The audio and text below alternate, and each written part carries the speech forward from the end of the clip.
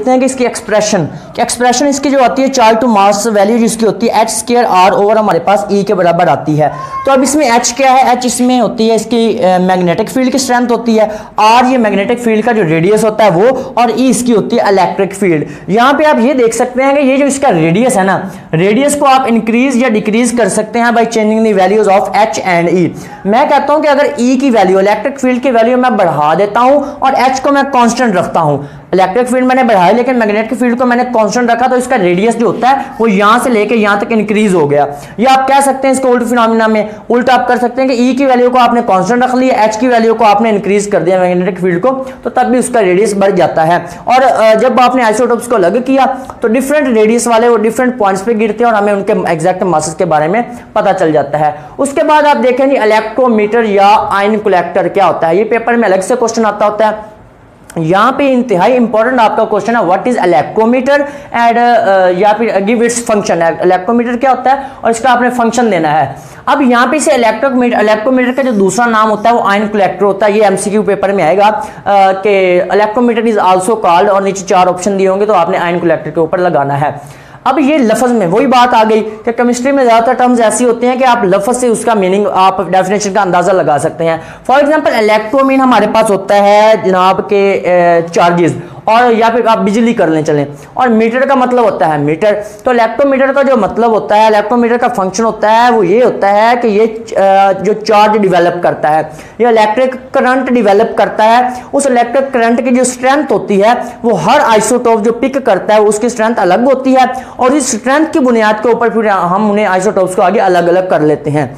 ये दोबारा पॉइंट समझ लें कि इलेक्ट्रोमीटर जो होता है ये करंट डिवेलप करता है, और उस करंट की स्ट्रेंथ को फाइंड करते हुए, मेजर करते हुए हम आइसोटोप्स को अलग कर लेते हैं। फिर ये सारे के सारा फिनोमिना जो मैंने आपको बताया, ये 6-7 जो पॉइंट है ये कार्बन 12 के साथ किया जाते हैं, और कार्बन 12 के लिए मतलब ये मतलब उसकी वैल्यूज हम कैलकुलेट करते हैं। उसके बाद है सेपरेशन ऑफ आइसोटोप्स। इसके जितने भी आइसोटोप्स के डिफरेंट, अगर हाइड्रोजन के 3 आइसोटोप्स हैं तो उनको अलग किया जाता है, 4 हैं या 5 हैं या 7 हैं, जिस चीज़ के जितने आइसोटोप होते हैं उनको अलग किया जाता है। ये अलग कैसे करते हैं, आजकल की जो मॉडर्न टेक्निक्स है ना उसमें डिटेक्टर यूज होती हैं। डिटेक्टर मिसाल के तौर पर मैं कहता हूँ, यहाँ पे मेरे पास कोई भी, मैं एक लाइन ले ली मैंने, मिसाल यहाँ पे अब ये स्क्रीन लगी हुई है, स्क्रीन आपको बना के दिखा रहा हूँ, तो इसमें अब नीचे इसके साइड पे एलसीडी के साथ इसका कनेक्शन है।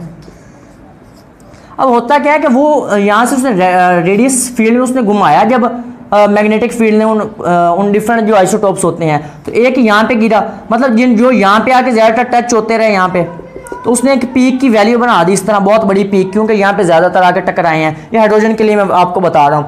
अगर बाद में मैं देखता हूँ उसने जब दूसरे आइसोटोप्स के लिए देखा, उसकी चार्ज टू मास वैल्यू अलग होती है, तो उसने मतलब कि यहाँ पे दूसरे आइसोटोप्स के लिए इतनी उसकी पीक बनी, और जो तीसरा हमारे पास है तीसरे के लिए बिल्कुल छोटी सी पीक बनी, क्योंकि उसकी कंसंट्रेशन बहुत ज़्यादा कम होती है। और इसी पीक वैल्यू की बुनियाद पर आप फाइंड कर सकते हैं कि जिसकी पीक, वैसे कहते हैं चोटी को, कि जिसकी चोटी बहुत ज़्यादा बड़ी बनेगी, ग्राफ में बहुत बड़ी चोटी उसकी हासिल हुई है, जब पीक बहुत बड़ी है तो उसकी कंसंट्रेशन भी जाहिर बात है, नेचुरल अबंडेंस भी उसकी ज्यादा है, और जिसकी कम है, छोटी छोटी है, तो उसका मतलब यह है कि उसकी नेचुरली तौर पे वो कम पाया जाता है। अब आगे क्वेश्चन आता होता है व्हाट इज मास स्पेक्ट्रोग्राफ, के मास स्पेक्ट्रोग्राफ क्या होता है। ग्राफ आपको पता है जी, कोई भी अगर हमारे पास डाटा होता है ना, किसी भी चीज का डाटे को आप एक्स एक्सिस और वाई एक्सिस के दरमियान अगर आप प्लॉट कर देते हो तो वो आपके पास क्या कहलाता है, वो ग्राफ कहलाता है। तो स्पेक्ट्रोमीन वही हमारे पास स्पेक्ट्रम जो हमने पढ़ा, स्पेक्ट्रम स्पेक्ट्रोग्राफ। मास स्पेक्ट्रोग्राफ क्या होता है कि it is a plot of data, ये डाटे it is a plot of data, ये डाटे का एक प्लॉट होता है, एक ग्राफ होता है जो that is drawn between x axis and y axis. X axis पे हमने आइसोटोप्स की मास टू चार्ज वैल्यू लेनी होती है, जबकि वाई एक्सिस पे हमने रिलेटिव अबंडेंस लेनी होती है। असल पे ये होता है इस तरह, मिसाल के तौर पे चले हाइड्रोजन के लिए मैं बना लेता हूँ। अगर हाइड्रोजन के लिए आप ड्रा करें तो आपके पहले आइसोटोप्स के लिए जो पीक बनेगी ना वो इस तरह इतनी बड़ी बनेगी, ये देखें। दूसरे के लिए जो आपकी पीक बनेगी बिल्कुल छोटी, थर्ड वन के लिए बिल्कुल आपकी कम बनेगी। या यहाँ पे इसकी कंसंट्रेशन ऊपर आप लिख सकते हैं, जो पहली है वो आपके पास 99.985 है, और दूसरी जो आपके पास तकरीबन आती है वो 0.015 है, और ये तकरीबन मतलब नेचुरली तौर पे 0 ही होता है। तो ये हमारे पास मास स्पेक्ट्रोमीटर होता है, मास स्पेक्ट्रोग्राफ सॉरी। अब एक दफ़ा दोबारा आपको इसकी मैं समझा रहा हूँ डायग्राम सारी की सारी।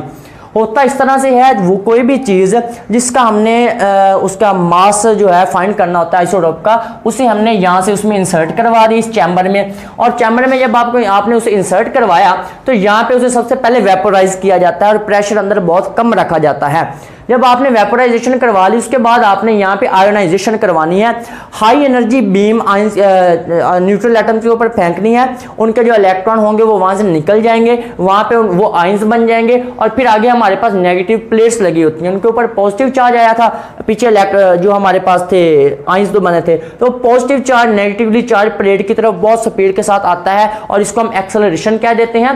एक्सेलरेशन के बाद हमारे पास आगे यहाँ से जब इलेक्ट्रिक प्लेट्स में से हम गुजारी तो फिर आगे हमारे पास मैग्नेटिक फील्ड होती है, मैग्नेटिक फील्ड में से हम उन्हें घुमाते हैं और उन खास रेडियस की बिना के ऊपर उनको हम अलग कर लेते हैं। और उसके बाद यहाँ पे मिसाल के तौर पे डिटेक्टर लगा होता है, जिसे आप आयन कलेक्टर आप कह रहे हैं, डिटेक्टर के ऊपर कंसंट्रेशन आ जाती है 20, 21, 20।